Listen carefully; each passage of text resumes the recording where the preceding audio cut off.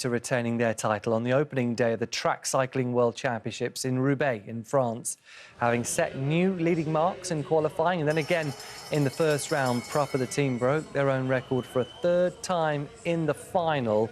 They clocked 46.064 seconds as they took gold ahead of the Russian Cycling Federation. The men's sprint title was won by the Netherlands, who beat France in the final. It was a fourth successive gold in the event for Dutch rider Harry Levresen, while his teammates Jeffrey Hoogland and Roy van der Berg are now three-time world champions.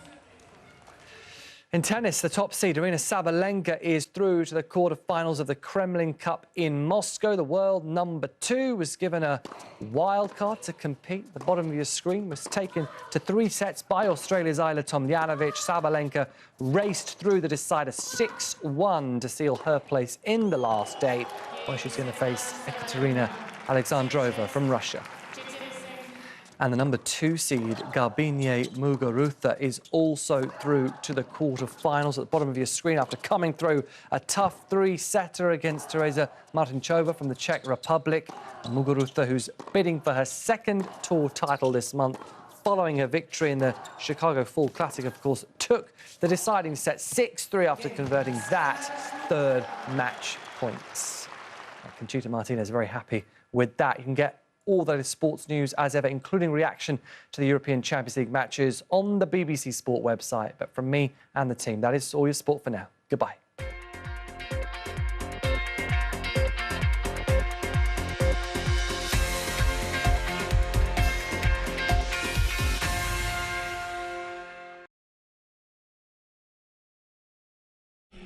Check this out. It hasn't been such a long time since people first started shopping online, and it was easy to keep up with the clicks. Little by little by little by more, the clicks added up to be more than the stores, and e-tailers worked harder than ever before because they had to keep up with the clicks. No time for borders, got to stay in control to stay in the flow and continue to grow. But we'll help you keep up with the clicks. Hello, round the world we go. Our first stop, North America. Here we're seeing some increasingly lively weather running in off the Rockies up towards the Great Lakes on our latest satellite picture. This area of low pressure dropped some quite heavy snowfall across Colorado. We're looking at rain though as the low transitions across the lakes on Thursday, trailing a weather front to the south. It's going to bring some heavier rain down into the deep south, I think particularly for the likes of Alabama. And the other big difference, it pulls cooler air in to the rear of it, this area of low pressure. So where temperatures have been above average of late, they return to normal values or will possibly sit slightly below on Thursday. Still some warmth through the east coast, through the west coast. It's looking pretty wet and windy. A lot of showers adjacent to the Gulf of Mexico on Thursday. Plenty of showers marching their way in on the easterlies from the Caribbean too, and some heavier, more persistent rain to come for Costa Rica, down into Panama, and once again for Colombia. Rio, though, and indeed much of southeastern Brazil looks drier for Thursday as our showers that we've seen here of late shift a bit further north. But some cooler air will work its way in, so below average temperatures for northern Argentina, Uruguay and southern Brazil. Started the week on a very warm footing across much of Europe. The warm air becomes confined to eastern reaches on Friday. Cooler air sweeps in from the north or northwest, and as these fronts transition, it's going to unsettle things across the Mediterranean. So eventually we'll see some rain getting into northern Libya and Algeria, and temperatures coming down here. Still some unseasonable warmth across the Sudan. Some heavier rain adjacent to the Gulf of Guinea on Friday, becoming milder to the east of South Africa and for Mozambique. Pretty quiet story across the Middle East on Friday, looking clearer to the south of the Caspian Sea now.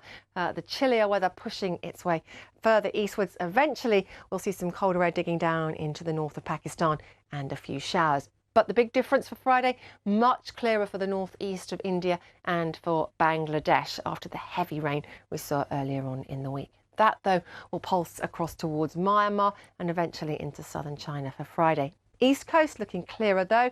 Northerly winds, however, still feeding cold air, so temperatures will be below average for the time of year, but moderating slightly at 17 there for Beijing and Seoul on Friday. And it will be dry and sunny here, whereas quite cool at just 20 degrees in Hong Kong. Cloud and rain around, and plenty of showers across Malaysia, Indonesia and Thailand through the next few days.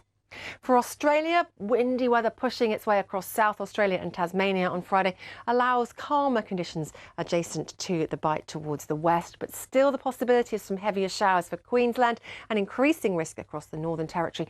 And this wet weather looks like it will cling to the far north of the North Island through Friday, particularly around the Bay of Plenty.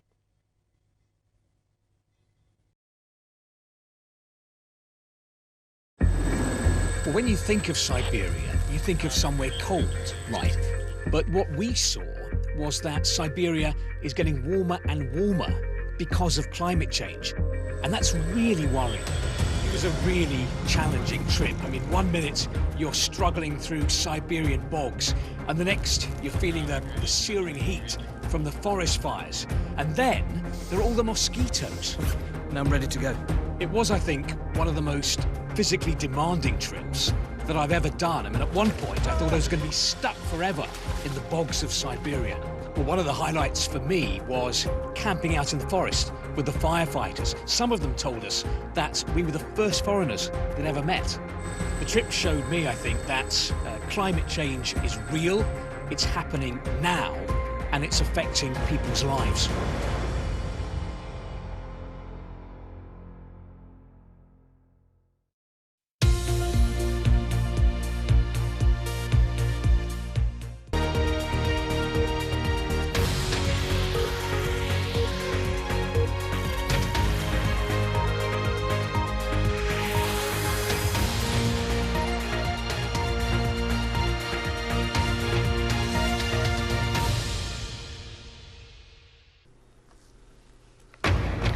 This is BBC News. I'm Marianne Mashiri. Our top stories. A stark warning from the World Health Organization. The pandemic will last longer because of the unequal distribution of vaccines. The G20 will meet at the end of October. We need them to say, where are we against those commitments? And I can tell you today, you're not on track. You need to really speed it up. Britain's Health Secretary rejects calls to reintroduce COVID restrictions in England, even though he admits cases could reach 100,000 a day in the UK. The growing danger women face in nightclubs. We talked to one of the victims of spiking. Protesters demonstrate outside the headquarters of Netflix over a comedy special they say is transphobic.